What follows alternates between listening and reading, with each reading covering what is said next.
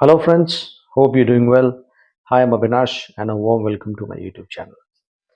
During our career, most of us may have come across an aggressive and dominating manager. And there is a saying that you can't choose your father or boss.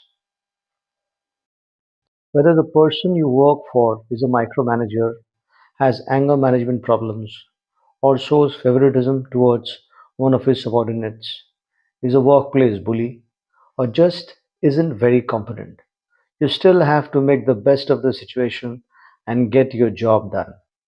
Let us discuss the types of difficult bosses which we may come across.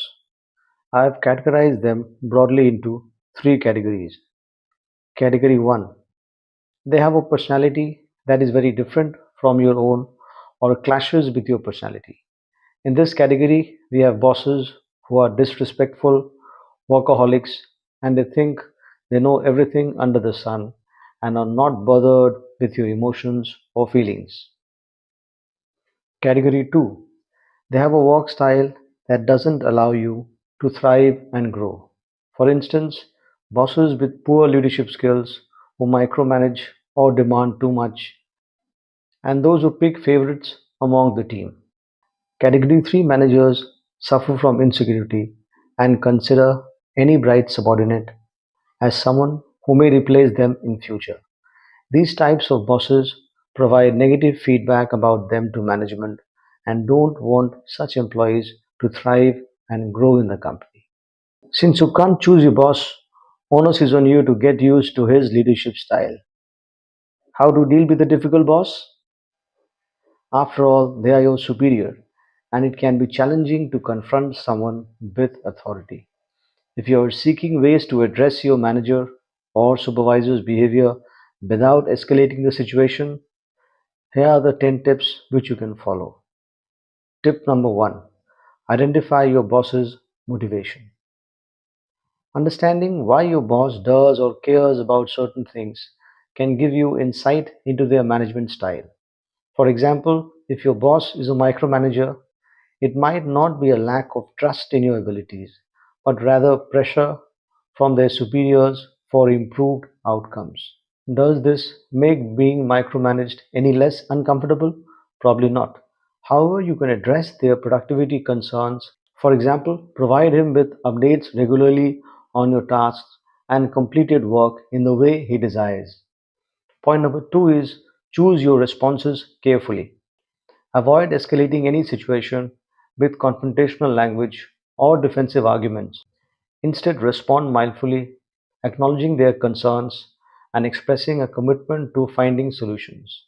If he is being aggressive, avoid retaliating to him as it may complicate matters.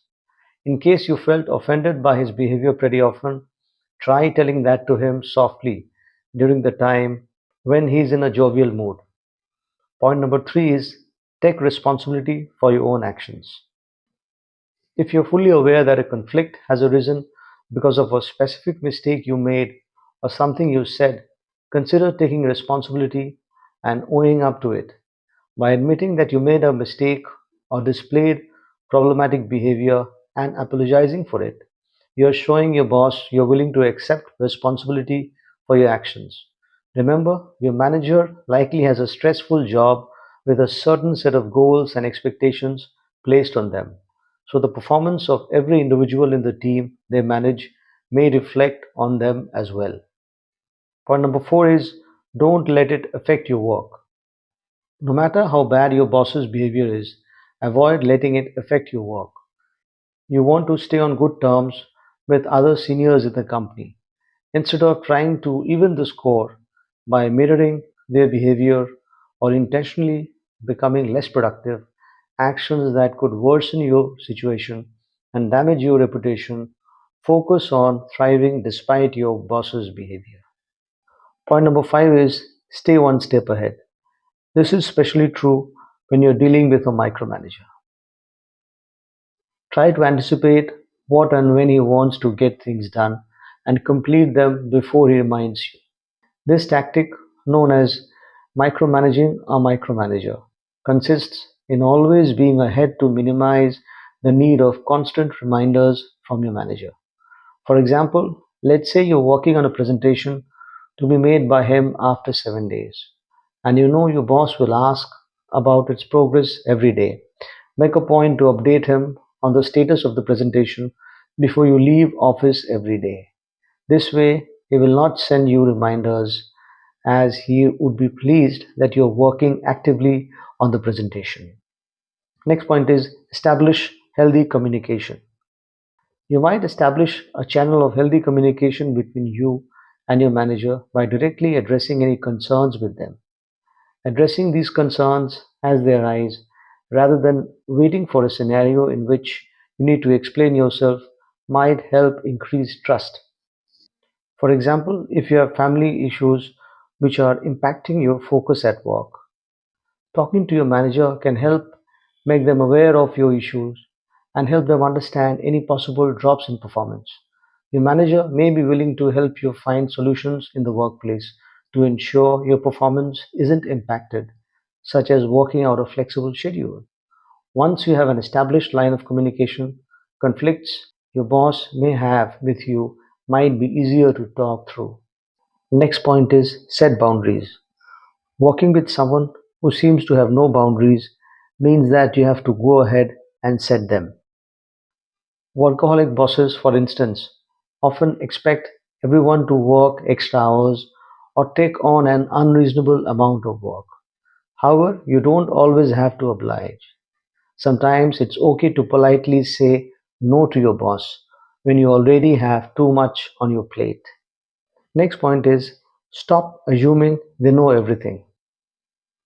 Just because someone is a manager doesn't mean that they should know everything pertaining to the subject and have all the right answers all the time, even if they act like they know everything.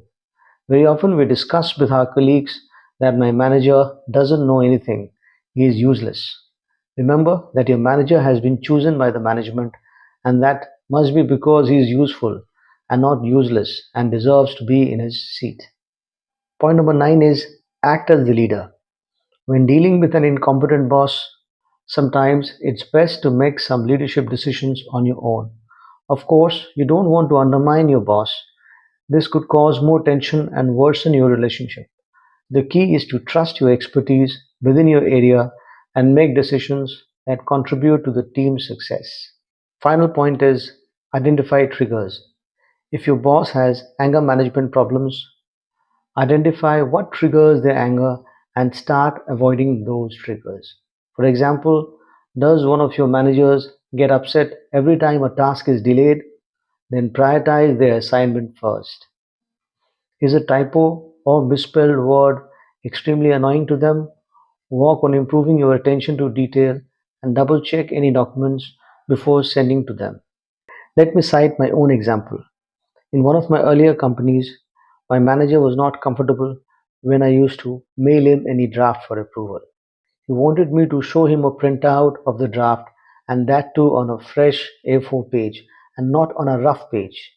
When I had told him initially that we should be saving pages, he had replied that don't bother about that. He used to get irritated when I used to take printouts on a rough page to him. That was his trigger. Later, I too started taking printouts to him on a fresh page instead of a rough one. How and when do you complain about your boss? Scenario 1. If you are a woman employee and facing sexual harassment from your manager, you must report the matter immediately to the IC committee of your company. Scenario 2. If a manager is a threat to the company, for example, if he might expose the company to a lawsuit or damage the company's reputation, or he is being unethical, the company will probably take action against your manager. And this complaint would be covered under whistleblower policy of your company. For this, you must gather documentary evidence of your manager's involvement in any protected disclosures concerning financial, accounting matters, unethical, or improper activity, and then address to the concerned committee for investigation. On the other hand, if you complain to HR about your boss, and if they judge that your complaint is without cause or worse, is vindictive, your position in the company will be on slippery ground. Because after you complain, they will talk to the manager to get their side of the story and take action from there. But then the manager knows you complained and will reevaluate all your work thereafter, looking for grounds for your dismissal. So before you go to HR, ensure you have concrete proof of something serious. Don't go into a situation where it is your word against your boss's word. If this be the situation, management will inevitably side with your boss. When should you try a more drastic approach? If there is tension at work, you may carry that back home and end up shouting at your wife and kids. Because staying in a toxic environment can take a toll on your mental health. And no job is worth enduring constant stress and anxiety. Besides that, your productivity may also decline, leading to more dissatisfaction with your work and tension with your boss. When you've tried everything and your boss's behavior remains the same, consider exploring alternative job opportunities. So, this concludes my presentation for today. Hope you all have liked it. We look forward to your comments. So, until we meet again, thanks. Have a nice day. Bye. Take care.